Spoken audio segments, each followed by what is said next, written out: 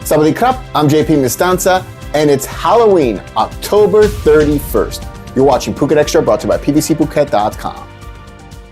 A new report from provincial officials is being highlighted for what it omitted rather than what it revealed, as it confirmed that out of the reported 31 shrines that took part in the Phuket Vegetarian Festival serving food, only 12 passed the food sanitation inspection. The Tourism Authority of Thailand reported that there were 31 participating shrines during the vegetarian festival here in Phuket, almost all of which served vegetarian food to parishioners and anybody who would sit down and have a meal. These shrines often cater to hundreds, if not thousands, of locals and tourists during the island's most attended festival. But this year, officials have confirmed that there has been a massive hygienic misstep. This week, reports reveal that food inspections were carried out at least 19 of those shrines, which were serving food during the festival. The festival itself took place between October 15th to the 23rd, but the inspections were carried out from the 16th to the 18th. The assessments included the food and the food preparation areas at the shrines, as well as those in the immediate vicinity of each shrine where food was served to people attending or taking part in shrine activities. Out of the at least 19 shrines that were inspected, 12 of them passed and were approved with certifications, but at least 7 did not pass. Officials did not name the shrines that served food to local residents and tourists while not complying with food hygiene standards during the festival, or mention any action taken against those shrines for serving potentially unsafe food. However, the shrines that did pass the food inspection are now on your screen. The news is ironic given the festival's reported origins back in the early 1800s, in which entertainers, part of a Chinese traveling show who made a stop in Phuket to entertain miners here on the island, were cured of a stomach bug after eating vegetarian food for several days. For more, visit thephuket.news.com. Starting from the New Year holiday period onwards, the government is likely to allow bars and nightclubs to operate until 4 a.m., according to Interior Minister Anutin Chambinakul. Local officials here on the island have already been ordered to get ready for the change. Minister Anutin, who is also the Deputy Prime Minister, confirmed the news on Monday, but also reminded operators of nightlife venues that they should ensure the premises are free from criminal activities at all times. For at least a decade, Patong nightlife operators have been asking the government to allow them to extend the late trading hours from 2 a.m. to 4 a.m., saying the 2 hours extension would significantly boost revenue on Bangla Road and all of Phuket, with Prapki Sen, a well-known businessman in Patong and the son of the former Patong mayor, saying that it could at least double the amount of revenue generated on the island. While a committee in the Interior Ministry looks into what ministerial regulations would be needed to change in order for this to occur, the Interior Minister stated that the approval is expected sometime in mid-December, just in time for the New Year holidays.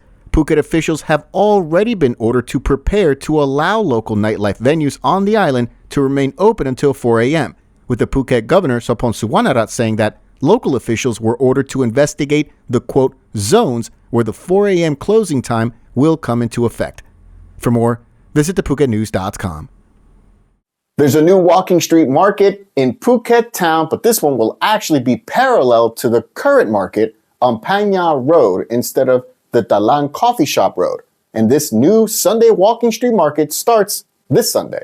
The inaugural chartered walking street market will begin this Sunday, November 5th, and will take place from 4 p.m. to 10 p.m. This will be a new weekly market every Sunday starting this week onwards. The new market will occupy the section of Phang Nga Road from Yaowarat Road to the Chartered Bank intersection where Phang Nga Road meets Phuket Road, and will also include Soi Pradit and Soi Takuapa.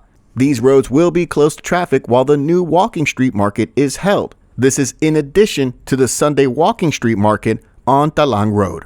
For more, visit thephuket.news.com.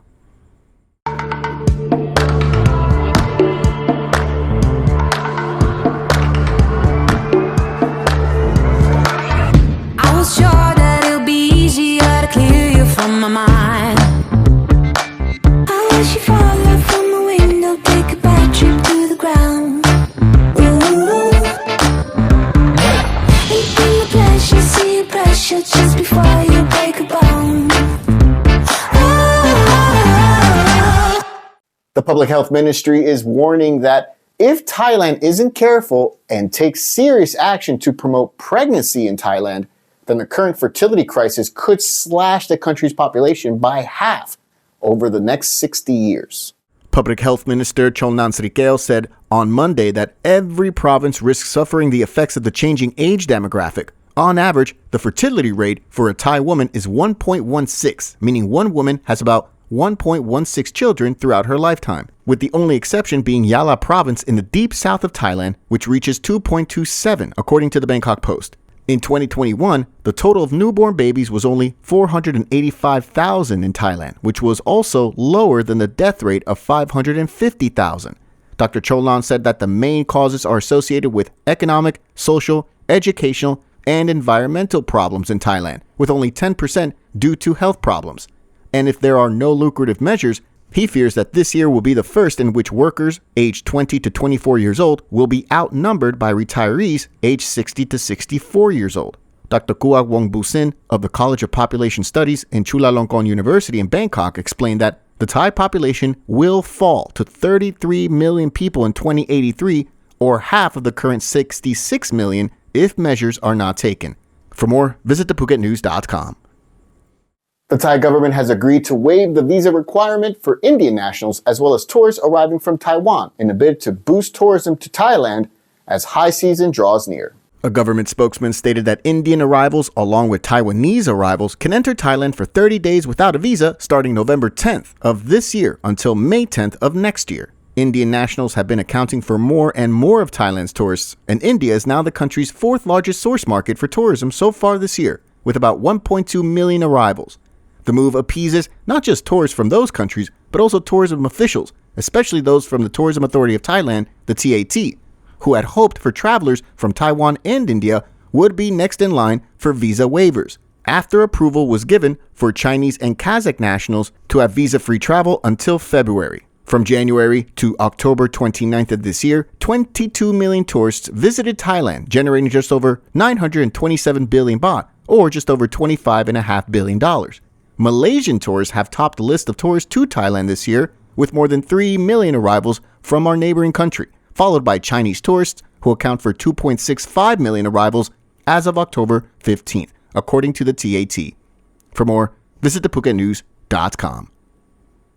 Thank you so much for catching this Halloween version of Phuket Xtra, brought to you by pvcphuket.com. Check us out tomorrow. Until then, stay classy, Phuket.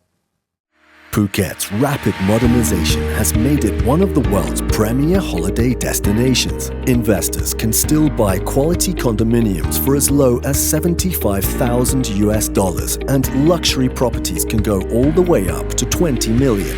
Condominiums in Phuket are a safe, secure bricks-and-mortar investment offering foreigners freehold ownership. Call or email Thai Residential, Phuket's #1 trusted real estate advisor, to find your perfect Phuket property.